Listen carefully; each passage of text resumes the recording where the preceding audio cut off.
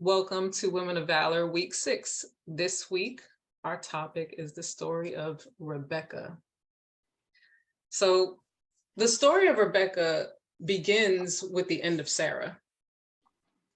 In fact, it is Abraham that sends his servant to get a wife for his son Isaac to comfort him while he's grieving the loss of his mother.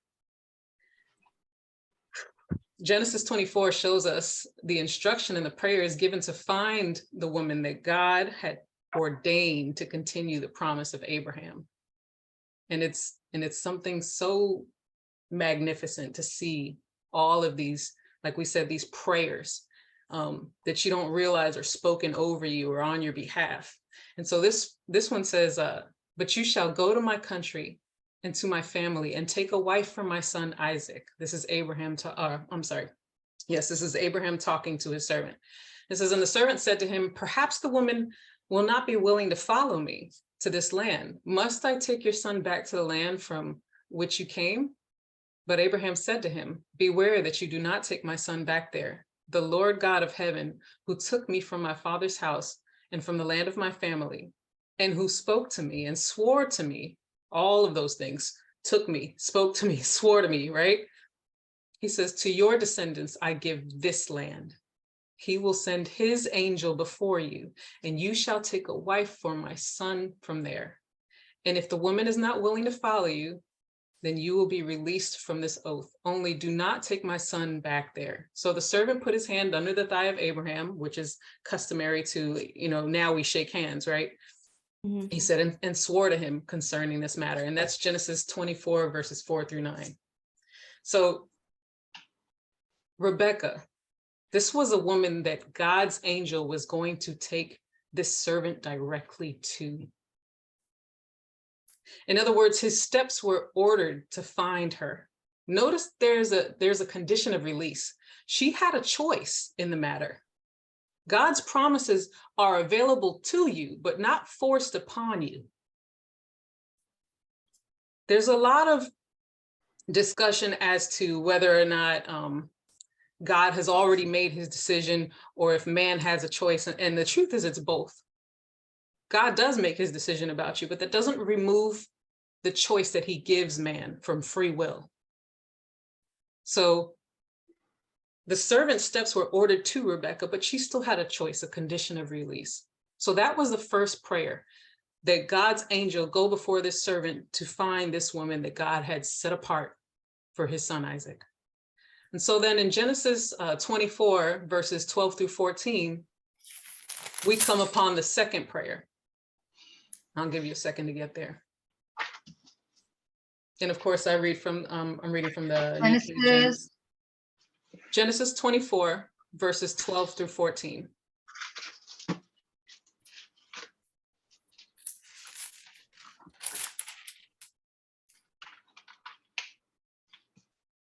The story of Rebekah spans from like 24 to 28, Genesis 24 to 28. It says, then he said, the servant, O Lord God of my master, Abraham, please give me success this day and show kindness to my master Abraham. Behold, here I stand at the well of water, and the daughters of the men of the city are coming out to draw the water. Now let it be that the young woman to whom I say, please let down your pitcher that I may drink. And she says, drink, and I will also give your camels a drink. Let her be the one you have appointed for your servant Isaac. And by this I will know that you have shown kindness to my master. Now, what characteristics was this God-ordained woman to be identified by? Looking at this verse. Kind. Go ahead. As kind. Kind. Very thoughtful. Mm-hmm. Generosity. Hospitable. Mm-hmm. Generosity. Mm-hmm. How about from the Proverbs 31 women? Yes. So verse 17 of Proverbs 31, she girds herself with strength and strengthens her arms. I don't know about you, but carrying that water back That's and a forth. lot of camels. Right. And in verse 20 of Proverbs 31. It says, she extends her hand to the poor. Yes, she reaches her hand out to the needy. I want you to keep in mind that this is before the law of Moses, where the stranger, the widow, and the fatherless are to be protected and kept, right? And so she's got a stranger standing in front of her, or at least that's the prayer, right? The prayer is, let somebody who even knows that I'm a foreigner and a stranger show this kindness to me. So whether she sees him as poor, she still sees him as needy, someone in need, somebody that she can be of assistance to, right? This is the prayer.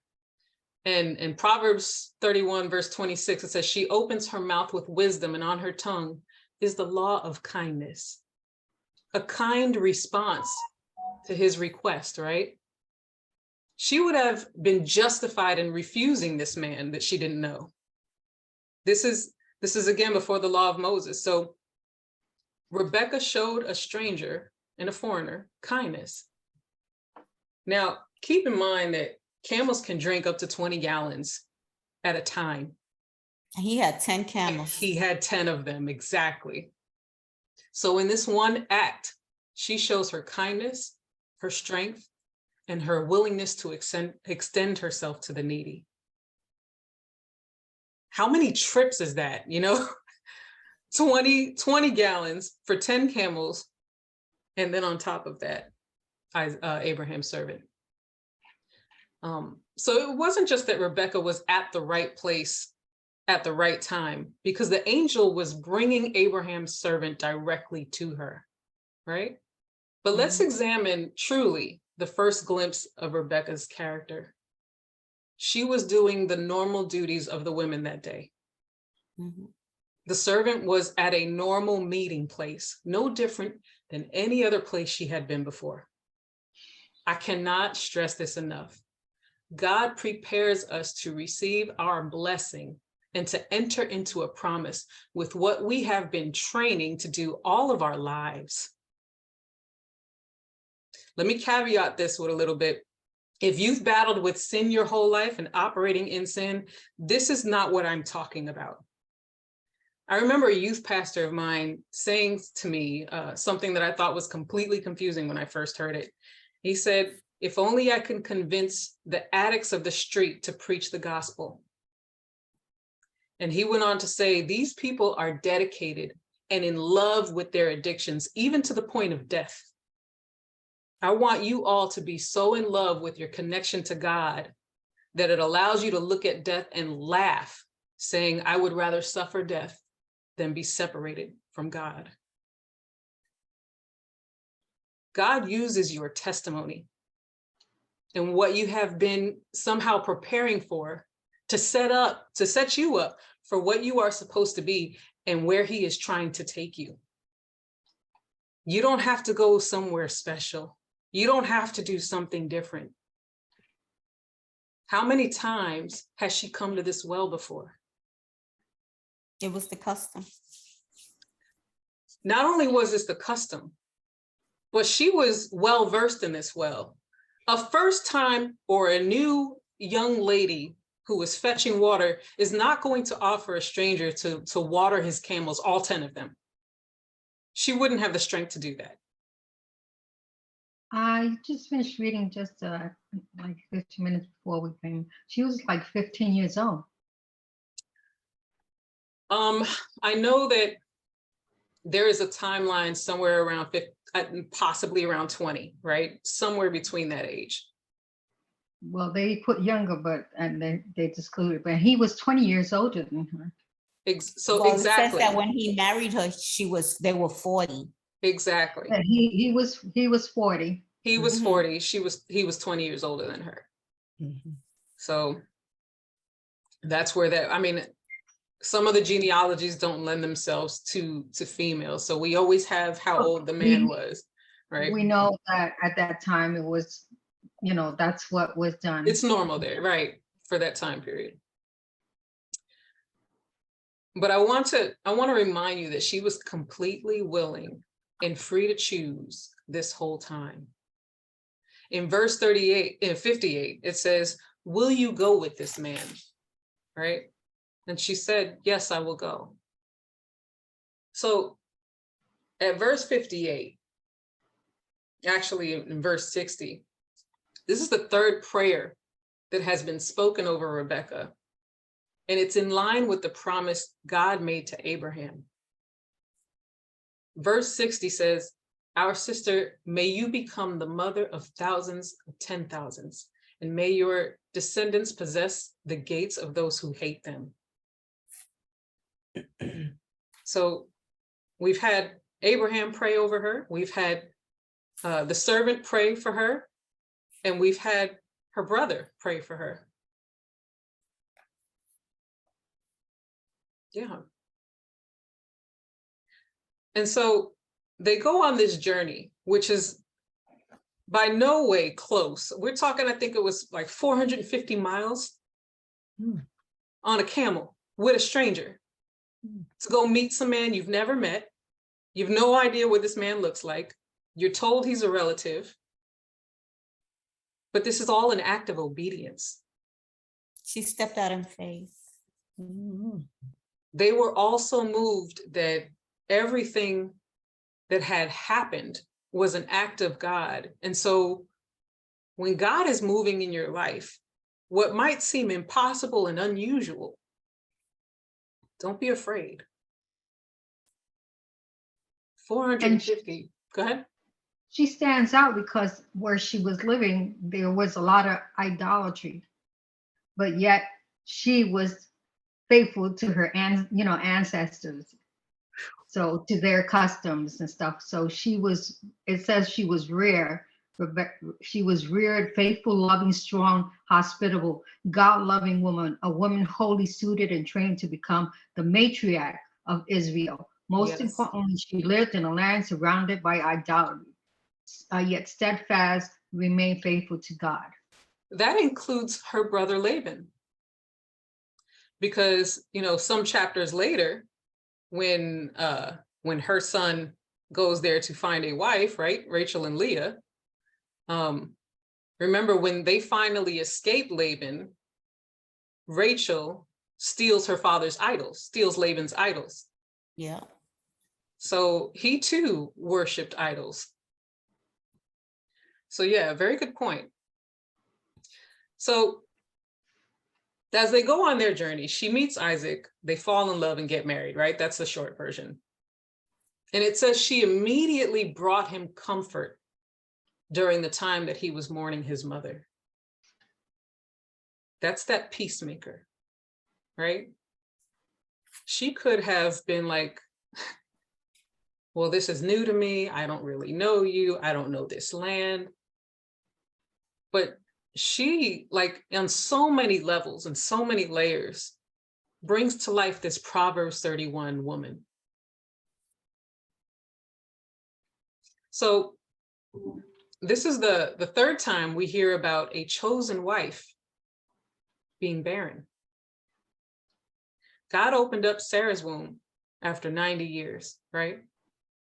And God opened up Ruth's womb during her second marriage.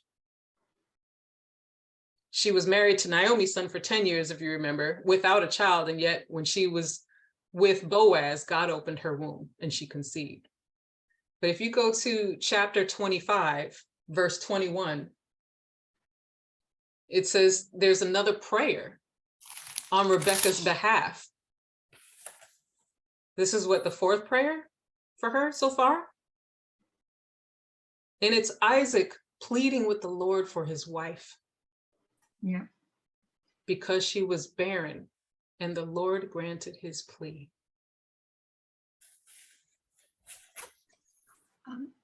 I've read, it said God God has not only given her a prophecy. Oh, I'm going ahead. Yeah. That's all right. All right. That's all right. Yeah, you are going ahead. Okay. Yeah. Prophecy. Ladies, I want you to realize in this fourth prayer, right, that we're made aware on her behalf. I could stop here and say, make sure you have the right people praying for you. Oh, that's good. That's true. That's true. Watch what proceeds out of a person's mouth. Yeah. There's a saying, don't be double-minded, don't talk out of both sides of your mouth, right? Mhm. If you see people smiling one minute and cursing the next, find someone else to be your prayer partner. And then while you're at it, pray for them. Right? And if that's you, yeah, no. And if that's you, pray that God fix your mouth, right? Yeah. Amen. Yeah. Because some of those prayers that you think people are praying for you, they're praying for themselves. Tell it. They're telling it's for themselves, but they're putting you in there as like, I'm praying for you, but really they're praying for themselves because there may be some jealousies, there may be some anger about you, there may be some issues but they're using that cover of you to pray for themselves. Yeah. And that's the time, as my mother said, keep your friends close and your enemies closer. Pray for both. Pray for both. Yeah. Pray for both. We have to pray for our enemies. It's not easy. And no, it is not. And you have to sometimes pray for them that their hearts will lessen the hardness, the anger, whatever they have. Just release that anger, that tension in their heart, and open up and let God and the Spirit in. And you, oh gosh, yes, it's hard, and we have to continue to do that for our enemies. And while you're at it, pray that God uproots any feelings you might have inside of you that you don't realize are there. Yes. And God showed me that in a dream a couple days ago, where, I encountered someone from over almost 2 decades ago. And at first, I was trying to save the person from the danger that was coming towards them. And then afterwards, I was fired up about the mistreatment that I had received from this person and wanted to be part of what happened. And I woke up in shock and I said, thank you, Lord, for revealing to me what I didn't even know was there. Yeah. Uproot that. That's our, it's all right. It happens. I'm trying to stop it here. Well, let me mute you for a second. So, yeah, it's important to have the right people praying for you. Yeah. It truly is. So, God promised Abraham that nations would come out of his line, right? This isn't possible unless his son finds a wife that can conceive. And Rebekah had some prayer warriors on her side. It was 20 years from the time that they got married until she delivered the twins, Jacob and Esau. Mm-hmm. But prior to that delivery, God gives Rebekah a message that separates the brothers from before they were even born. And in Genesis 25, verses 22 to 23, it says, but the children struggled together within her. And she said, if all is well, why am I like this? So she went to inquire of the Lord. I could stop right here again. She didn't go to her friends, okay? God. She didn't go to other women who were pregnant before. This was her first time carrying, and she's got to be huge, right? She went directly to God to gain wisdom. If that isn't a Proverbs 31 woman of valor, I don't know what is. That is how we should all proceed. Go to your friends and loved ones to lift you up together in prayer. That word together means don't just go to someone else and say, can you pray for me? Pray with them, right? Pray with them. Amen. Let's pray together. Where two or more are gathered, there he is in the midst. Grab someone's hands and say, let's pray. Right? But you go to God for wisdom, knowledge, and understanding. Go to your friends for prayer. Go to God for that wisdom. And so God's response to her is that there are two nations in your womb. Two people shall be separated from your body. One people shall be stronger than the other, and the older shall serve the younger. Mm. That's that prophecy you were talking about, Mom. And it Well, goes on. Go ahead. I have that God has not only given her a prophecy regarding her sons, he has just made her the only Jewish matriarch to receive a direct message from God. There it is. Mhm. There it is. Well, I mean, Deborah was a prophetess, right? But this is the first. Well, And actually, she's the first prophecy. no, also that, and who he chose to marry, Mhm. he put the marriage together. Mhm. Yes, he did. But remember, like, these are women that God reveals himself to. He revealed himself to Sarah. He revealed himself to Deborah, right? When we talk about this interaction, this closeness with God, God is not someone foreign to them, as it was in the story of Ruth. God was originally foreign to her until she said to her mother-in-law, your God will become my God. And I have a little bit more. Said yet Rebekah keeps this prophetic dream a secret from Isaac. Her godly woman's intuition and wisdom knows the problem this would cause between not only her marriage, but also the relationship between the children. The order that it's supposed to be, right? To receive that birthright. Right. And so it goes on to say that Esau was loved by Isaac and Rebekah loved Jacob, the one whom God identified as blessed. That is difficult. That is difficult as a mother. And God revealed this to her in a dream, right? So I have also, he says, notice that God doesn't give the dream to Isaac, he gives it to Rebekah, because Rebekah is the instrument of his plan. I'm looking at this right now, the verses. I don't see it as being revealed in a dream. I might be It says, missing. God visits her in a dream. He explains her discomfort, telling her that 2 nations are in your womb, and 2 people shall be separated from your body, and one people shall be stronger than the other, and the Right. older shall serve the younger. Genesis 25:23. Yep. So I guess the difference of the versions, mine just says, and God said to her, doesn't say anything about the dream, but that could very well be, because he spoke directly, he spoke in visions, he spoke in dreams, right? So we know that God reveals himself in multiple ways. And so that is how God talked to Abraham as well, directly. And that prayer that the angel of the Lord will go out in front of you and take you where you need to go. Like, I pray that every one of your steps are ordered by God, you know, to take you exactly where you need to be led. Not to the left, not to the right. So I don't know if y'all noticed, but chapter 26 seems a bit misplaced. Maybe it's not, maybe it is. But Isaac repeats an action that his parents took, and it ends up with the same outcome. A famine in the land, and Isaac and Rebekah travel to Gerar. Does that name ring a bell? It is the land of King Abimelech. You would have thought that his father told stories, but maybe he didn't.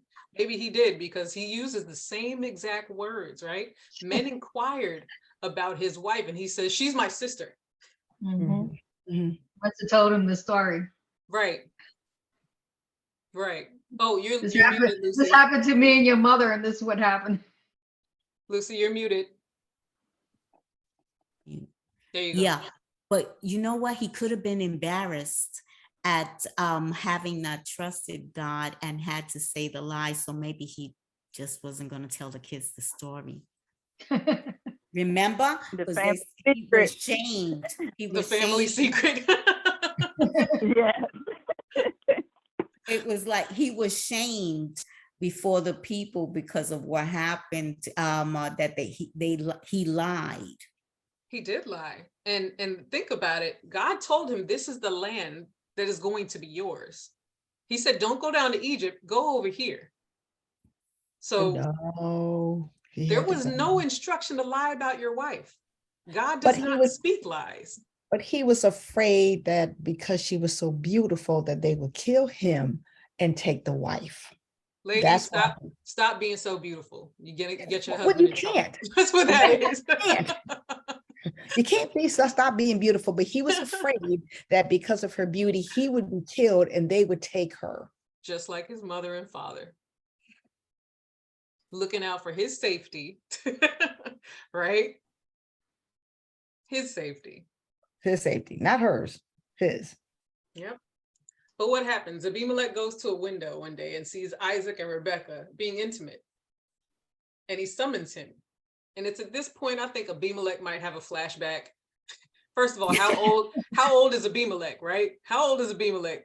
Because Isaac's Sarah- 20 years older than her. Sarah was 90, right?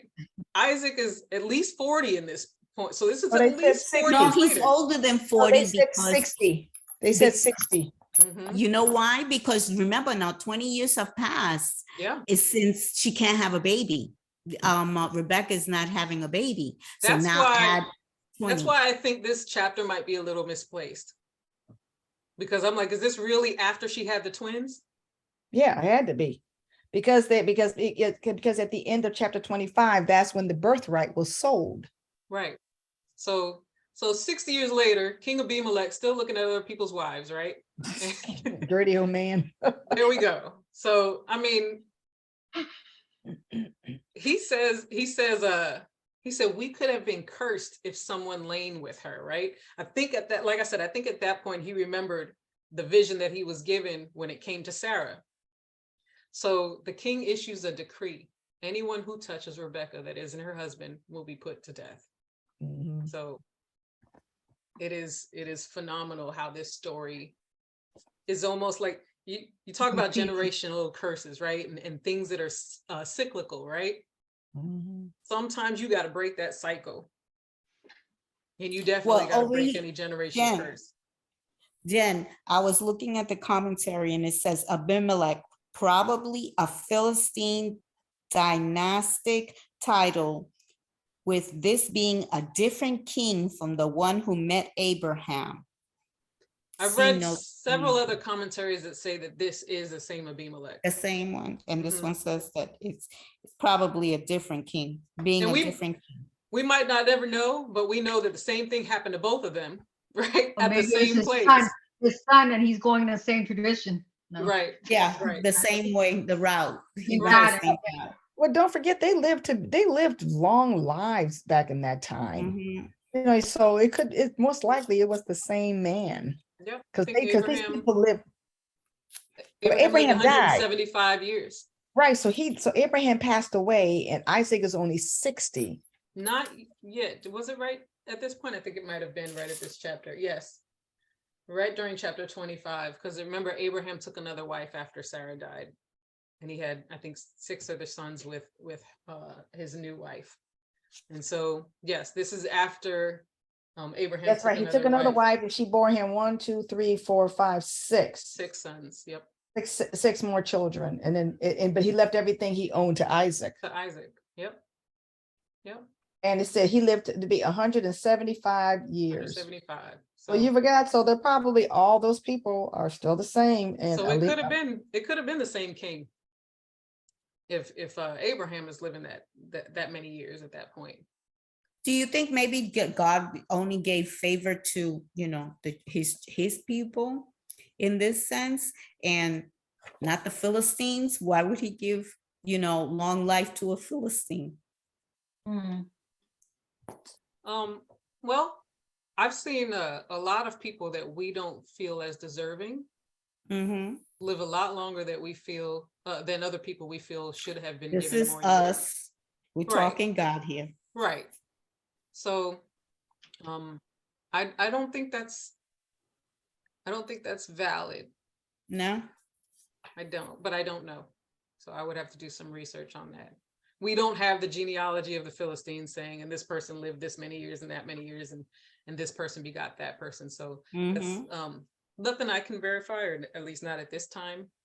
But There's a lot of stuff we can't verify. I do believe that God has favor, and he shows his favor, and he extends that favor. So not just to his people, but as we're going on Thursday nights through the book of Isaiah, sometimes that favor is taken away when they turn their back on God. So it's not that he doesn't want to extend it, but it's in the rejection of God. So let's skip down to chapter 27. And Isaac is very progressed in his age at this point. And this is where we hear, or where Rebekah is overhearing Isaac talking to Esau. Now, here we enter into a point in Rebekah's life where we see an act of desperation created out of love. Rebekah's actions are looked at as deceitful. And I think many people would agree with that, right? Yeah. She deceived her husband. She openly deceived her husband. But she chose a child one over the other. There's something to consider in that.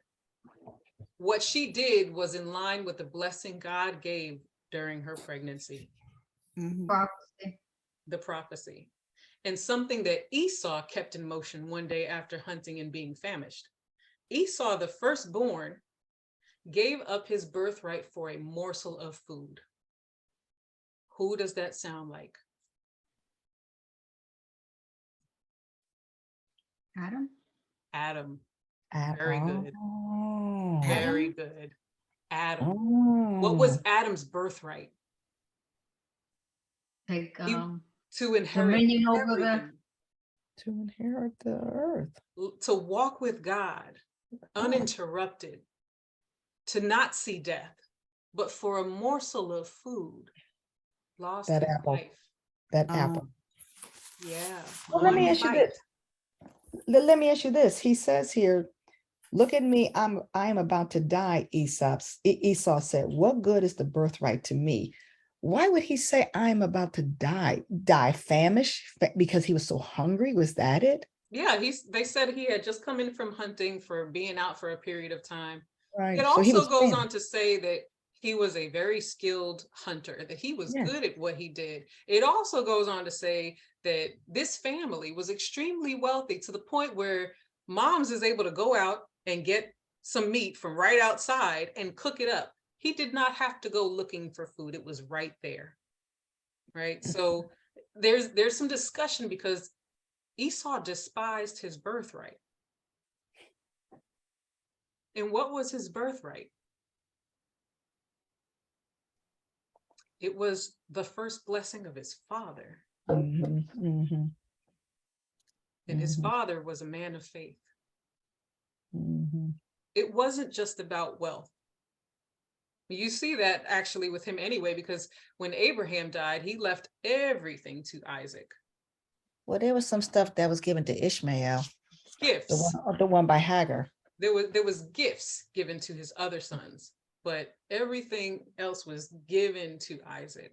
And so Land. Yeah, the inheritance of the blessing, that's what is transferred down. Yeah. Because it says later on, I think in Malachi, God speaking, Jacob I loved, but Esau I hated. And that does bring you right back to Adam. For a morsel of food, you reject my blessing. That's powerful. Very. Yep. So Rebekah overhears Isaac's instructions, right? That Esau may receive his blessing on his deathbed. And Rebekah follows those instructions to a T and disguises her son. And then she says to her son in chapter 27, verse 13, let your curse be on me, my son. Only obey my voice and go. What kind of sacrifice was that? Let your curse be on me. This was a woman that was prayed for several times by people she didn't even know yet, by her husband, by her brother. Did she This is take a things out woman of that God's was picked hand? by God. I don't think she took things out of God's hands. Well, you know what I mean? Like, put it this way, she didn't trust God that he would be able to accomplish that which he said was going to come to pass without her intervention. That's a good question.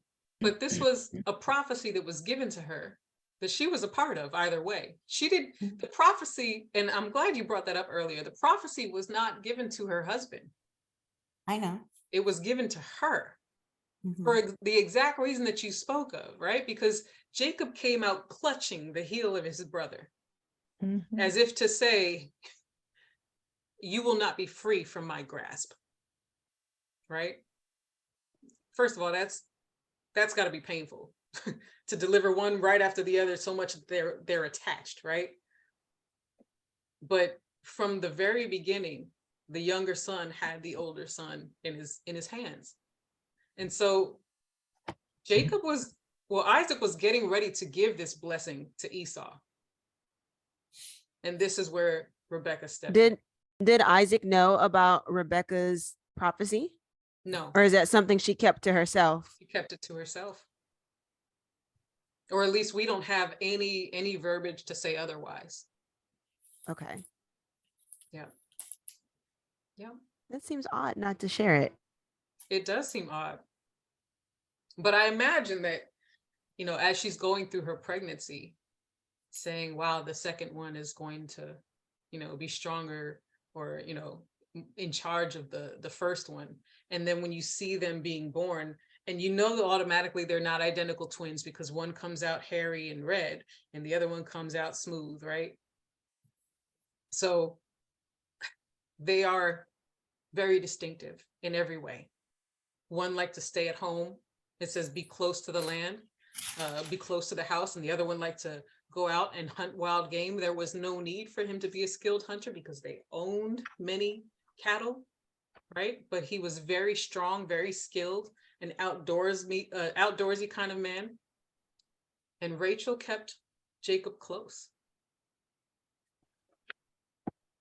And she remembered the prophecy that God gave her.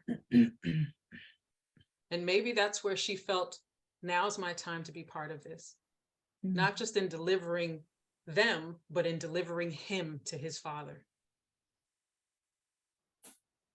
Jenny, I agree with what you're saying, because I try to picture it as if it was me and God has given me this prophecy.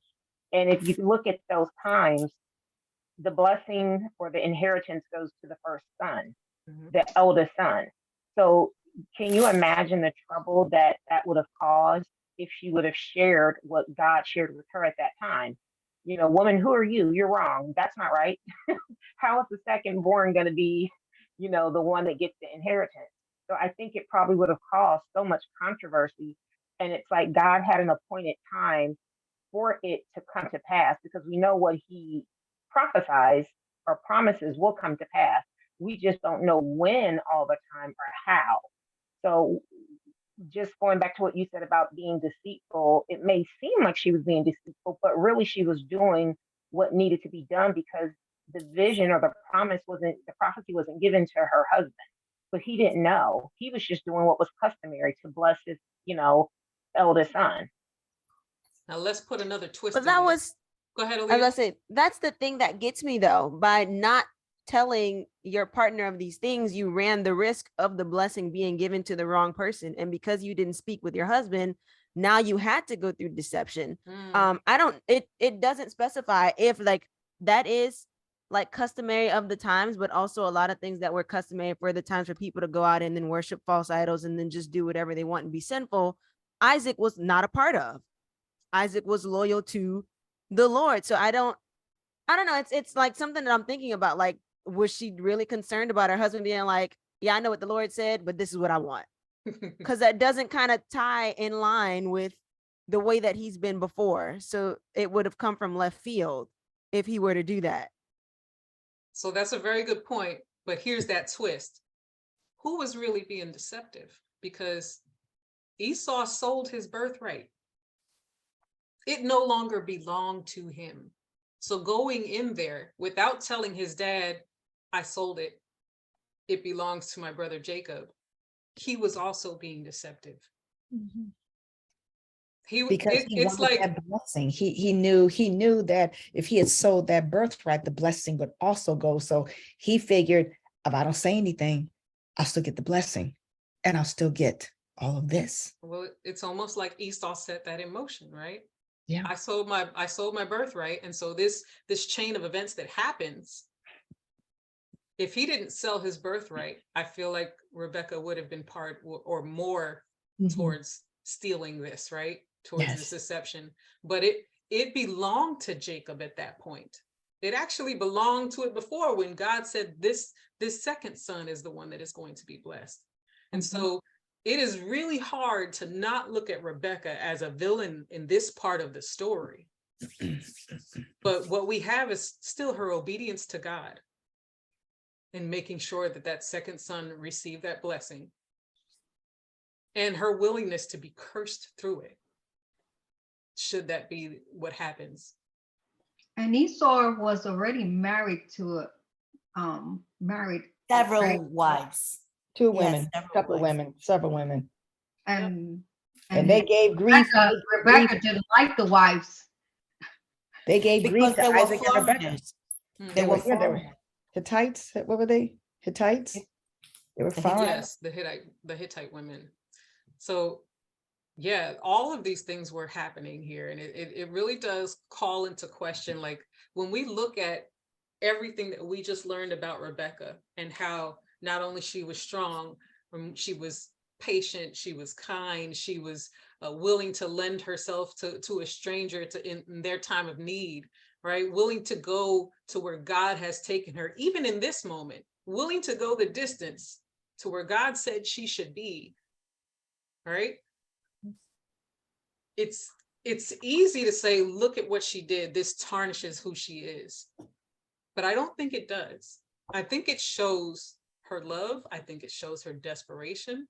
And I think it shows her willingness to be a participant in what God had already said was going to happen. Yes, because he said it from the beginning.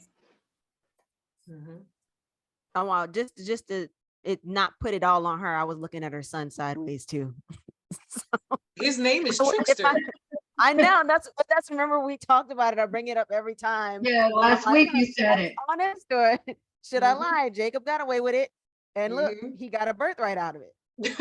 So like that's my thing. I'm like, okay, my sister came to me and was like, she's hungry.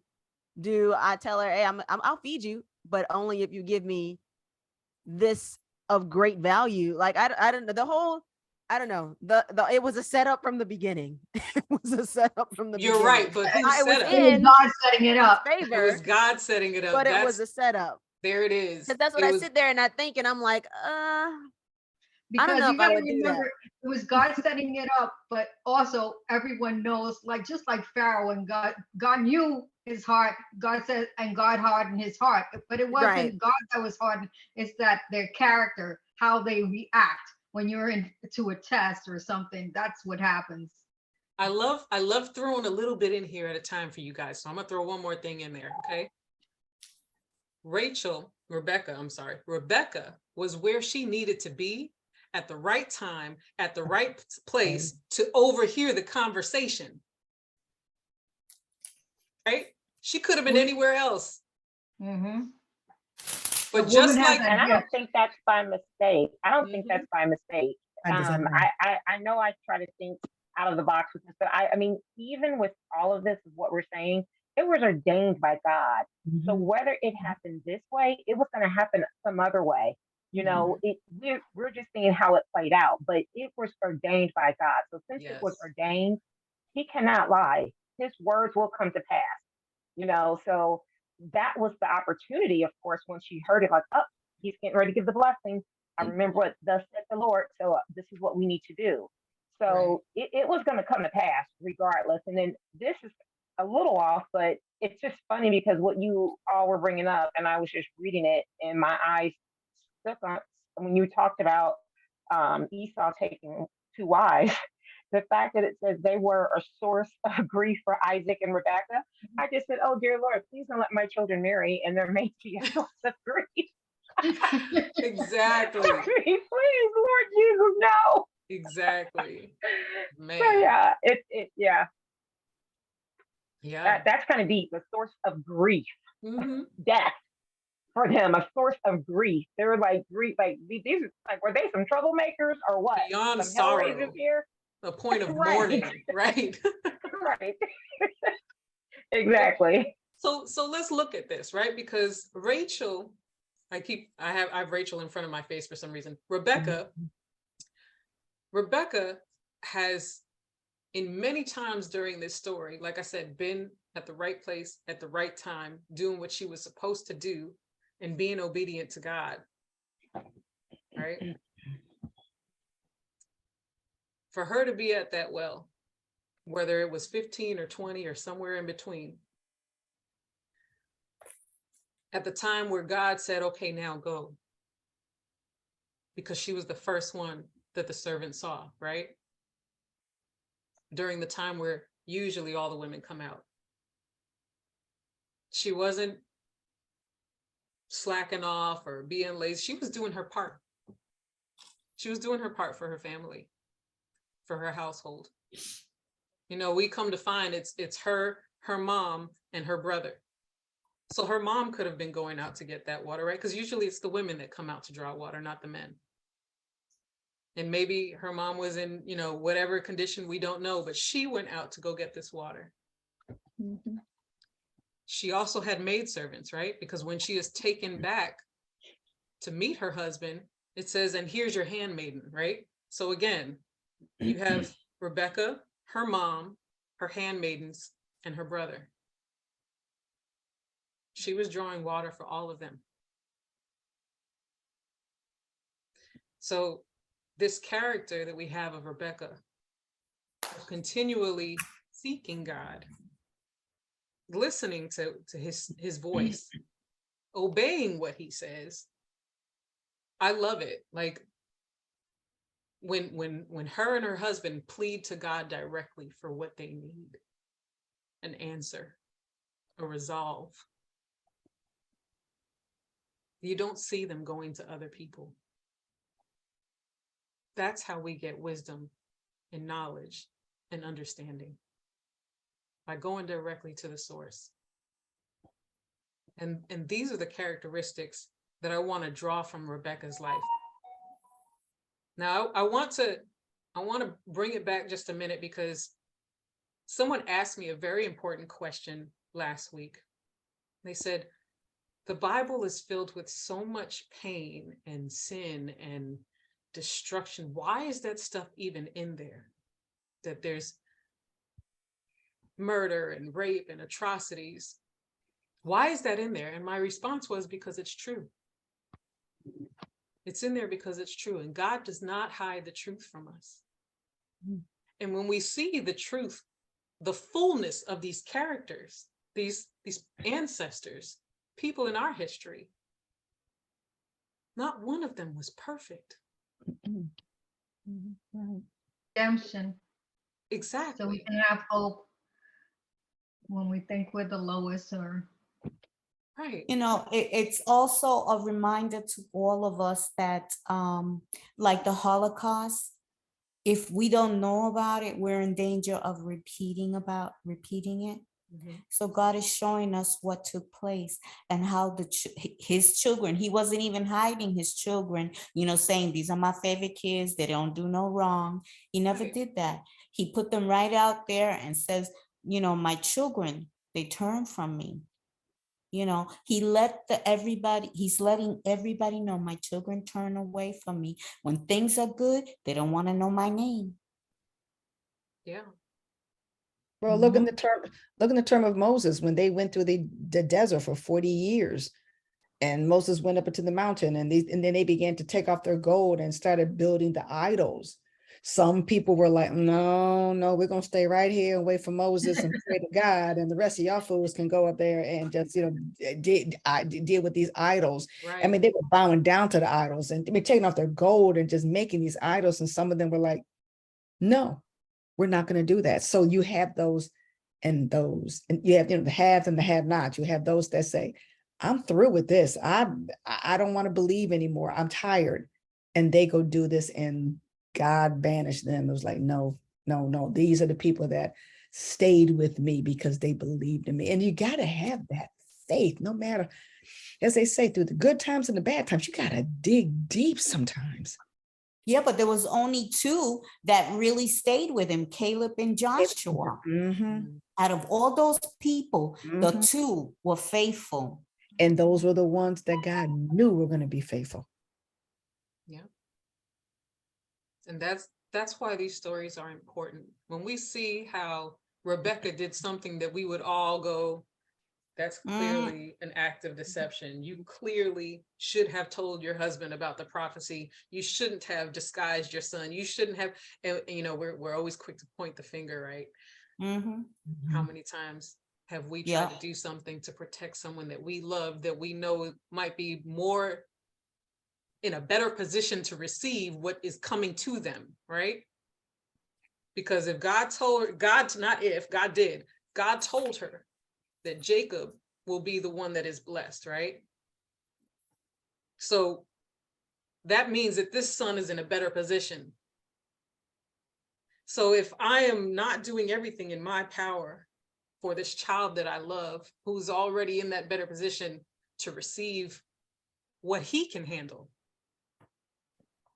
what God said he can handle, we've done that. We have done that. But God didn't tell her what to do. He just said, your son will be, your young son will be, the older son will be bowing down to you, be serving to your son, to the younger son. God didn't tell her, now this is what you need to do. He didn't tell her. He also didn't say that Esau was going to sell his birthright, right? All of those things happened. Yeah, but look, all this time from the beginning of Eleazar's trip, well, even before that, to the time where everything took place, God had been faithful. Why did she have to step in and kind of like do things her way, like Sarah with Hagar, Yeah. Mm-hmm. Right. So yeah, I definitely, every time I look at that and I look at what Jacob did, I go, they don't sit right with me. I'm not the one that's got to sit right with, though. It's got to sit right with God. I think this brings it back to the beginning, as I was saying, as my prayers, that I'm always trying to go ahead of God. Like when I hear a need of one of my kids, that I'm always trying to, God, why aren't you answering? I'm trying to take God's place and not letting his plan, his perfect plan prevail, because I'm getting his perfect plan is going to prevail, but I'm delaying it. I'm causing, I'm messing up with the traffic. Yeah. So you bring up a perfect. No, you're a mother and you want to help. And you want to that's do Rebekah. That's Rebekah. But that's a perfect point. How many times do we try to step in and say, God, let me do it. This is what you said is going to happen. Let me do it. I don't think it's going right. Let me do it. But again, she was in the right place at the right time to even hear that conversation of what needed to happen. So do you think that was God placing her there? I do, because the prophecy had to be fulfilled. And when you say at the right place at the right time, yes, the prophecy was going to be fulfilled. We don't know how, like the other lady said, God didn't give her instructions, but it's like she still held on to that prophecy. So it's like, I'm waiting and waiting. I don't know how God's going to bring this to pass, but internalize it. So for me with these stories, I'm internalizing it. What I'm going through right now with my body, and I keep saying, God is my healer. God, you are my healer. I don't know when, I don't know how, but if he said by his stripes you are healed, I am healed. So I don't know when or how, but as I am in the right place at the right time for this Bible study group, because he knows I'm embarking on the greatest faith journey of my life, literally, with speaking with my husband about it and going, this is like, I have never done anything like this. And it's like, I will be totally dependent upon God to provide for us, to do what he needs to do for us. And so it's like, God, I know what your word says. So now it's like, walk it out. You Right. say it, but walk it out. Walk on what you're saying. So I don't think it was by chance at all. I think, it was the right place at the right time, and it was going to come to pass no matter what. Yeah. Yep. I do think that played a part in it. We will, maybe one day we'll get to ask that question directly to them, right? But again, I love that these portions, possibly character flaws, right, are in there because we see a woman that was heavily prayed over. We see a woman that God spoke directly to. And in someone who, myself, I want to be, and I need to be daily, a woman that communicates with God directly, a woman that follows God's steps, right? It shows me that, yeah, you know what? People still mess up. A woman that God chose. A woman that God chose. Chosen. He chose Sarah. She messed up. We all mess up. That's one thing we, He chose Moses and David. That's what I said. Every single one of our biblical heroines has a past. Mm-hmm. No, it's to show you that they were human too. Yeah. Yeah. So when we beat ourselves up for the type of women that we are or aren't, keep in mind, God uses every one of someone that's willing to listen. A repentant heart.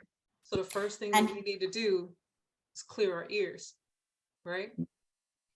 Soften our heart. And his plan is going to come to pass regardless of our intervention.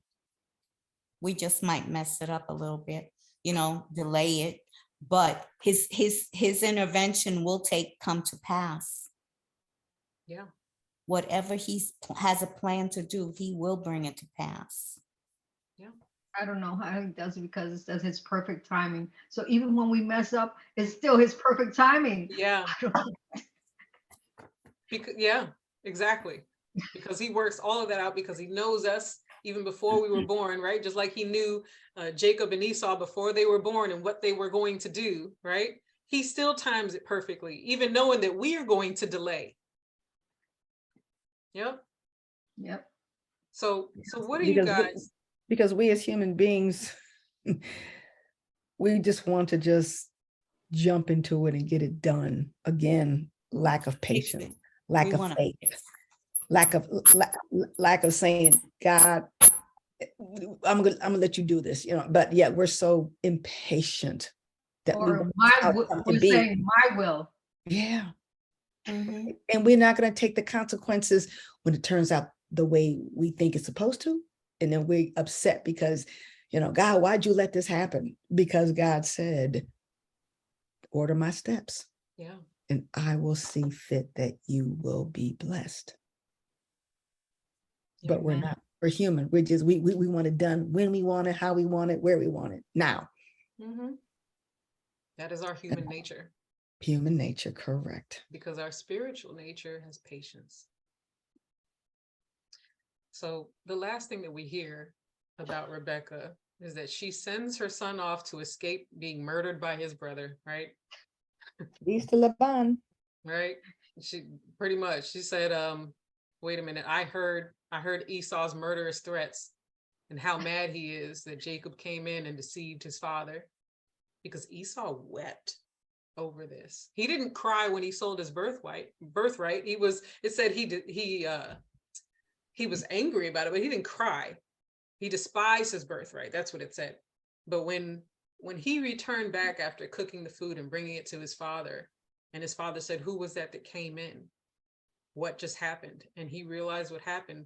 Esau cried, and then he sought to murder his brother. And so Bitter cry, a bitter cry. a bitter cry.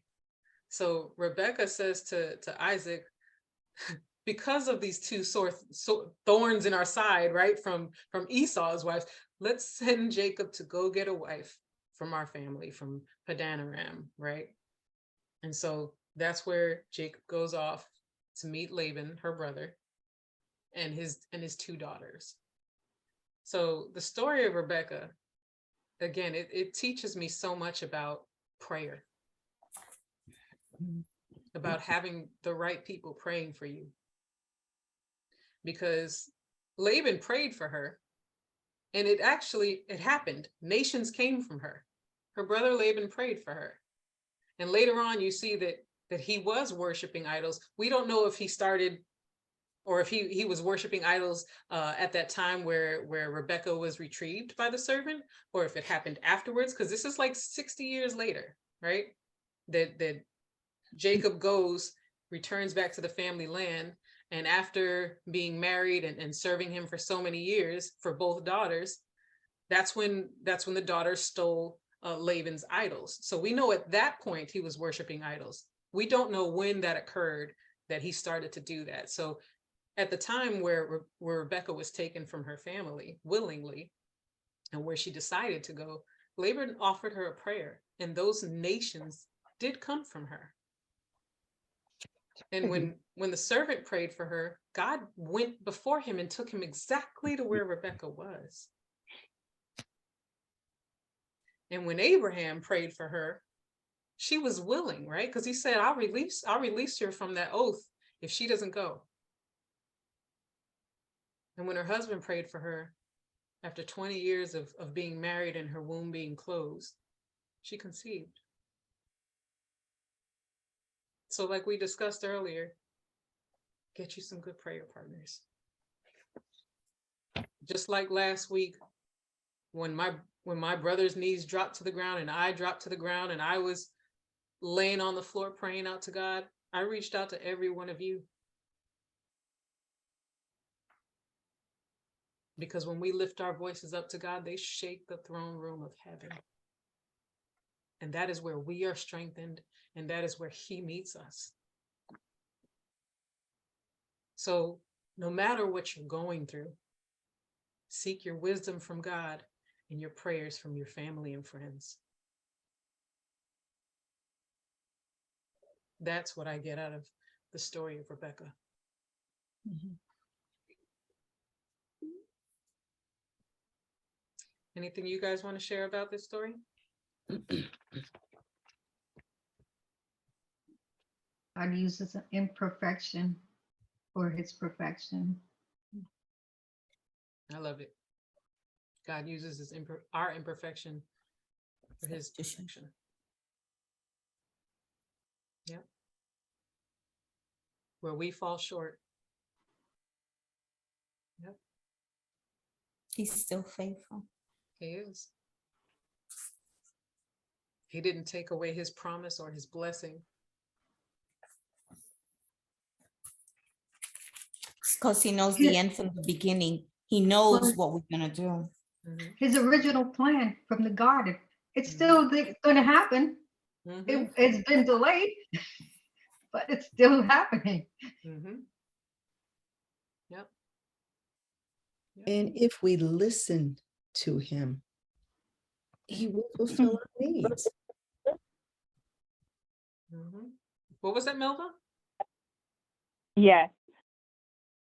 I was just saying that teaches me to pay attention to the will of perfection that I'm striving in. Hmm. You know, to pay attention to myself. Am I striving for God's perfect will, or is it my perfection of what it is that I desire in my heart? You know, just pay attention to my actions when there are circumstances, when I face circumstances and I want an answer, or I'm trying to protect family, because we try to protect our family, friends, and loved ones a lot of times, and we end up hurting them or delaying, you know, their blessing because we feel we know what's best. Mhm. and don't seek God in the midst of it. You know, I'm speaking because I've done it before and then have to live through the circumstance. Yeah, that's very powerful. You know, we create our own circumstance that God said, I had this. I had this. Mhm. I have your family. I'm protecting them and you. Yeah. Yeah, that's And when you powerful. have to live through those circumstances, you can't even cry. You can't even cry in it. You feel the pain of those circumstances because of your choices. And I know for me, I can't even cry because I'm like, oh, I just got to make it through this. And Lord, please keep me through it. That's what I say. Lord, please keep me through this. And I learned how to pray, God, protect me from me. Amen. Yes. Yes. That right there reminds me, you know, I believe, help my unbelief. Yeah. Mhm. Protect me from me. My mind, my faith might start to fail and wander. Lord, keep me from doing that. Yeah. Hold on to me. Yes. Yeah. Sometimes we focus too much on the enemy and not the enemy within. Which is that spiritual, that mental battle, that spiritual battle. Yeah. And that's something that, you know, I shared with my husband just yesterday, I think it was, or this morning, that I have really been focused on taking every thought captive because, you know, bad thought can come in at any moment. And I am quick to recognize it now and say, nope, I rebuke that. Yeah. Before I even let that take root and plant and grow, nope, I rebuke that. Man. That thought doesn't need to Amen. be here. That negative thought about this situation or that situation, go. That is not of God. God did not put that thought in my head. You got to go. Amen. You can't take real estate in here. I ain't got the time. I ain't got the energy, and you're not worth it. Yep. Amen. Yep. And it's hard to do that, but just like exercise and everything else, right? You start somewhere. And the moment you recognize a thought that's not supposed to be there, an action that's not supposed to be there, something that is not in line with God, take it captive, rebuke it. And you know, as I was listening to some other commentaries on these chapters in Genesis, it talks about how was Rebekah chosen, right? How was Sarah chosen? How was Ruth chosen? These were men of God, right? Every one of them. Boaz, Abraham, Isaac, and eventually Israel, Jacob. And what proceeded out of that commentary next was so powerful. The person that you are meant to be with should draw you to God, not from God.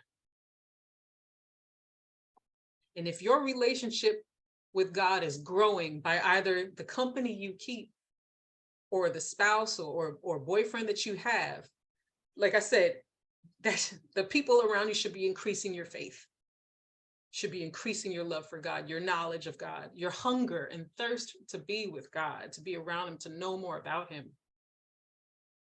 If anybody that you're around is pulling you from that, you need to rethink that relationship and pray on it and pray for them and pray for yourself and what you allow to be in your atmosphere. Because at that's the bottom line. You're either going to be drawn to God or from him. And at the end of the day, your name is written in one book or the other. Every interaction that we have, this group right here, it enables us to learn about God, to commune with God, to fellowship with each other over God, Amen. to draw close to him. So that is what I learned about this heroine. Yeah. Anyone else want to add anything about these chapters and the story of Rebekah?